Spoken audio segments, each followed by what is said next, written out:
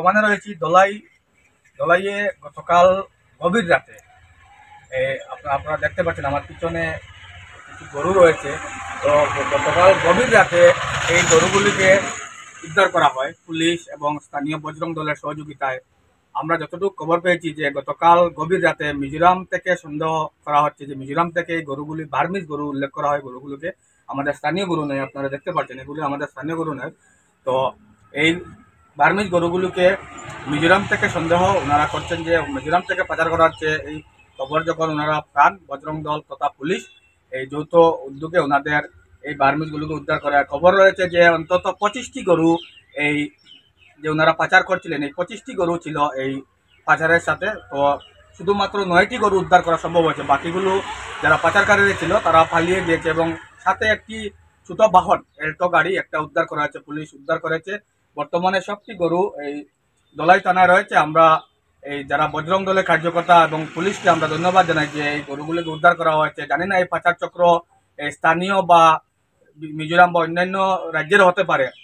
তো আমরা সেই দিকে আমরা এই দৃষ্টিগোচর করে আমরা প্রশাসনেরকে ধন্যবাদ জানাবো। এবং ওনারা যে এই আমরা আরেকটি জিনিস আমি উল্লেখ করবো যে গতকাল আমরা খবর পেয়েছি যে সংবাদ মাধ্যমে হাইলাকান্দি থেকে বেশ কিছু গরু এই পাচার চক্র ধরা হয়েছে। এবং এর আগেও আমাদের দলাই থানা এলাকার বেশ কিছু জায়গায় বিদ্যারতনপুর, মথুরাপুর এসব অঞ্চল থেকে কিন্তু গরু এই চুরির ঘটনা সংঘটিত হয়। পরবর্তীতে ওনারা দলাই থানায় মামলাও বিভিন্নভাবে ওনারা দায়ের করেছিলেন, কিন্তু সেই গরুগুলো উদ্ধার করা সম্ভব হয়নি।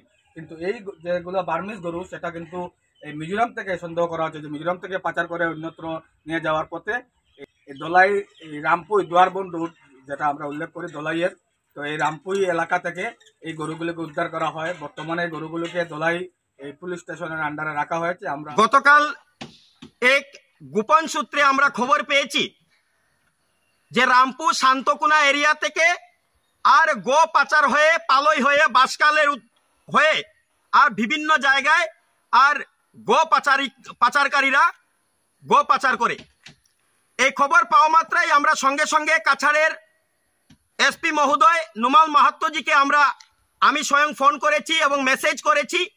সাথে বজরং দল তথা বিশ্ব হিন্দু পরিষদের প্রমুখদের সাথে আমার কথা হয়েছে। বজরং দলের কার্যকর্তা আমার সাথে ছিলেন এবং সঙ্গে ডিএসপি হেডকোয়ার্টার থেকে প্রশাসন এসছিলেন। আমরা রাত্র অনুমানিক 1 ঘটিকার সময় এই জায়গাতে 8টা গরু পকড়াও করতে পেরেছি। এবং আমরা তদন্ত করে জঙ্গলের মধ্যে একটা গরু যেভাবে ওরা ফেলে দিয়ে গেছে, গরুটা কতটুকু বাঁচবে কিনা সেটাও সন্দেহ আছে। এবং আমরা এও শুনেছি এই যে পাচারকারীরা মোট 25টি গরু নিয়ে আসতেছিল। আমরা এই গোপন তথ্য মতে খবর পেয়ে আর পুলিশকে সঙ্গে সঙ্গে খবর দিয়েছি, কিন্তু দুঃখের বিষয় 16টি গরু আমরা উদ্ধার করতে পারিনি, পাচারকারীরা নিয়ে পালিয়েছে জঙ্গলের দিকে। এই যে চক্রে আমরা একটা গাড়ি পেয়েছি, যে গাড়িটির নাম্বার হচ্ছে S11T আর 5996 এল্টো গাড়িতে যে চালক ছিল এবং যারাই ছিল পাচারকারীরা তারা পলায়ন করেছে। এবং যারা গরু নিয়ে এসেছিল তারা জঙ্গলের মধ্যে পলায়ন করেছে, তাদেরকে আটক করা যায়নি। কিন্তু গাড়ি যেহেতু আছে, নিশ্চয় এই চক্রে কারা আছে তদন্তে বের হবে। আমি আমার শ্রদ্ধেয় এসপি মহোদয়কে অনুরোধ করব ওদেরকে কঠোর থেকে কঠোরতম শাস্তি যাতে হয়। কারণ রমজান মাস শুরু হতেই আমাদের কাছে আর খবর এসছে 100টার উপরেও গো পাচার করেছে। এই যে রামপুর শান্তকুনা এরিয়া থেকে পালই হয়ে বাসকাল হয়ে বিভিন্ন জায়গায় আর গো পাচারকারীরা গো পাচার করছে। এসব বন্ধ হতে হবে। যতক্ষণ পর্যন্ত আর আমরা যুব সমাজ জেগে আছি ততক্ষণ পর্যন্ত আমরা গো পাচার হতে দেব না। সঙ্গে সঙ্গে আমি ধন্যবাদ দেই নুমাল মাহাত্মজিকে, ওনার বলিষ্ঠ ভূমিকা এবং প্রশাসনের বলিষ্ঠ ভূমিকায় আমরা এই গরু আটক করতে পেরেছি। ধন্যবাদ সমস্ত বজরঙ্গী কার্যকর্তাদেরকে যারা আমরাঘাট থেকে এসছেন এবং ওনাদেরও বলিষ্ঠ ভূমিকা ছিল, যার জন্য আমরা এই অভিযানে সফল হয়েছি।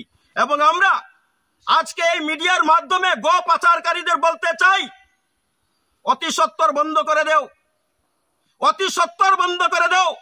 যতক্ষণ আমাদের দেহে থাকবে প্রাণ ততক্ষণ পর্যন্ত আমরা যেতে দেব না, এই কাজ করতে দেব না। আমরা লড়াই চালিয়ে যাব, যা করতে লাগে আমরা প্রয়োজনে করব।